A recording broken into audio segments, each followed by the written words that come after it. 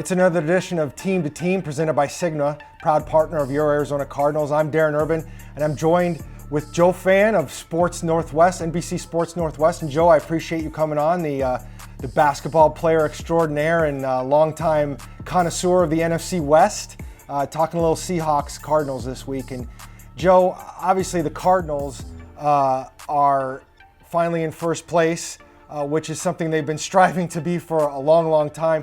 Seahawks have been in first place many years here and have been in first place all season.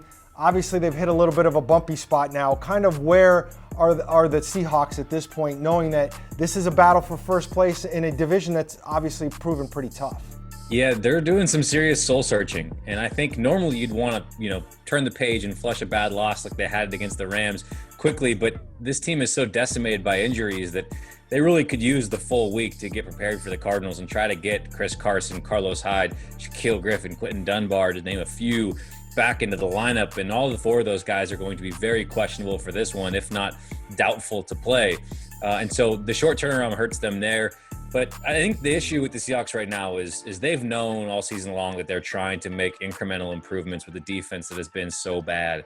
But when Russell Wilson starts playing poorly and making poor decisions, and you're saying, wait a minute, we weren't prepared for that. Like, that's not an issue that we were hoping to have to solve. And it's been a tough run for him. Pete Carroll called it an out-of-character run, which is true. And I think things really bottomed out against the Rams. I think you go against the Bills, that was a bad game for his standards. He had 4 turnovers, but they're pretty easily explained if you go one by one.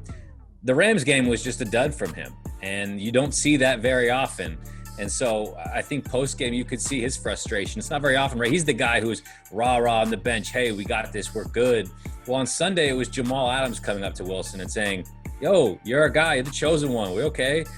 Which is interesting. And so you don't normally see that level of, oh, this guy's human from Russ. And so it was a good reminder that the man is human, even though we've seen so many instances that point to the contrary. So this is a big week for Seattle. You mentioned it's a monster game. If Arizona wins this, they've got a stranglehold on the division lead, having swept Seattle. And at some point, Seattle would have to define 2 games of advantage the rest of the way, which would be hard to do because Arizona's a damn good team. You mentioned Russell Wilson, and I mean, he is the chosen one. I've watched him his whole career, watched him make mincemeat out of the Cardinals many different times. What's it like, you think, for him this year? You mentioned the defense struggling, and we'll get to that in a minute, but there's a lot of pressure on Russell Wilson to perform because of the defense, because of the injuries.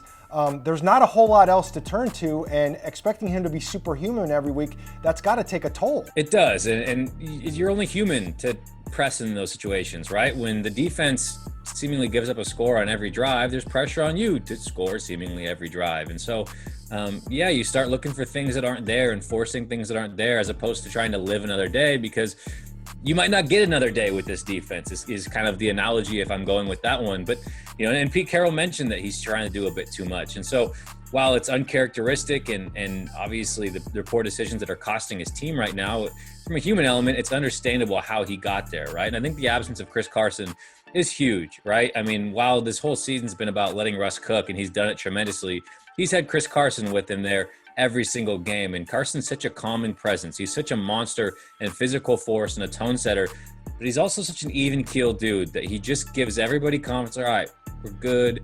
Chris is back there, right? And he gives you such an identity offensively. And you don't have that right now. And you saw how much it impacted the Seahawks late season run last year when Carson went down with a hip injury. And him being out these last 2 games, I think, has been a really, really big deal for Seattle. On the other side of the ball, you mentioned all the injuries that they've suffered, especially defensively. Does it go deeper than that? Kind of where is this defense right now? And I've seen some stats and projected stats that are just mind-boggling in terms of what the Seattle defense has given up. What happened there? It does go deeper, Darren. It's comprehensive, which is why it's so hard to be like, well, if they just stop the penalties, they'll be fine. If they just stop giving up explosive plays, they'll be fine. If they can just generate a little bit of a pass rush, they'll be fine. I mean, it's comprehensive, right? I think a little bit of it's scheme and not putting guys in the correct spots. I think Pete Carroll has lamented multiple times post-game, I wish we could have made this decision quicker. I wish we could have done that. Look at the Cardinals game that Seahawks first lost the season, and Pete Carroll saying, we just played them straight up and kind of hoped we'd outlast them. And obviously that failed. It was just kind of steady march down the field with Kyler Murray and Chase Edmonds predominantly. Whereas in overtime, You really saw Vance Joseph say, hey, we're going to live by the blitz and die by the blitz. We might get burned and lose, but at least we will say we went down swinging. And I think Pete Carroll postgame was like, we should have gone down swinging a bit more. And there's been a number of instances like that where he has had a similar tone. And so it's coaching. It's, the pass rush, the front four has not been consistent enough. The linebackers have been exposed in coverage and are probably a step slower than Seattle would want them to be. The secondary that's supposed to be one of the best in football. Shaquille Griffin's not having the Pro Bowl season he had a year ago.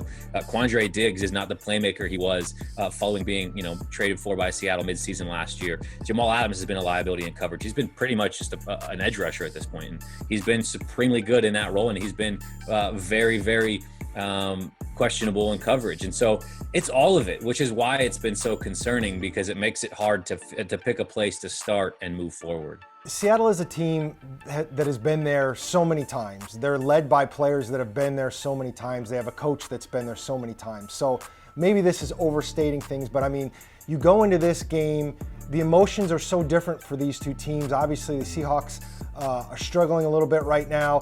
The Cardinals should be coming off a loss, and DeAndre Hopkins saved them from that. So all of a sudden, they've got this huge high that they're coming into this game off of. Do emotions play a factor, especially knowing there won't be any crowd Thursday night, do you think, in this game? What's funny is, like, any NFC West fan outside of Seattle is so sick and tired of the Russell Wilson magic and ridiculousness where Seattle's about to lose, they're about to lose. Of course they didn't, because Russell Wilson did something ridiculous, right? And Seahawks fans have grown accustomed to that feeling. And then, Cardinals fans, Niners fans, Rams fans have been accustomed to the opposite, where it's like somehow, some way. And so now all of a sudden Seahawks fans like, wait a minute. How did they pull off a Hail Mary? That's not allowed. We're the only team in this division that's allowed to have those type of, incredible wins. And so it is a bit poetic in that sense. I had that thought yesterday as the Seahawks were about to lose their third game in 4 weeks, and the Cardinals were winning this remarkable game and vaulting themselves in the first place. The Seahawks' biggest benefit, outside of obviously Russell Wilson, is they are a very mentally tough team. I just don't ever view them as a team that they weren't ready to play. They folded.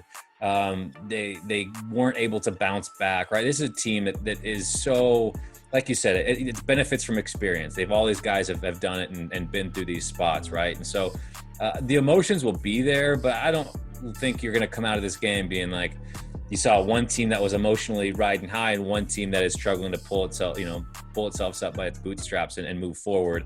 It'll be a very good game. I think the Cardinals will ultimately win this. I don't have good enough analysis for why the Seahawks should win this game, given the injuries and given how poorly they're playing in different spots. I think this is a great opportunity for the Cardinals to take first place by themselves, and then when you sweep the series against a team you're competing against in the division, that can't be overstated, because that tiebreaker very likely could come in handy down the line, because the Seahawks, after they get through that game, it's very soft for the next 4 weeks with the Giants, Jets, Eagles, and Washington football team.